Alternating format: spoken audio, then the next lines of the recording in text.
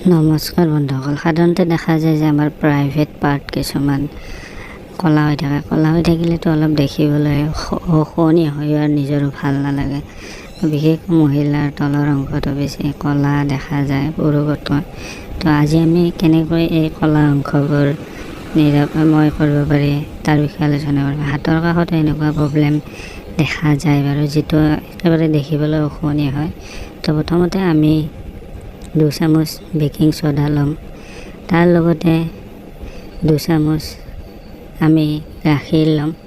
গাখীৰটো আপুনি গৰুৰ পালে বেছি ভাল হয়। এনেকৈ আমি গাখীৰ আৰু বেকিং ছ'ডাৰ পেষ্টটো আমি মিহলাই ল'ম।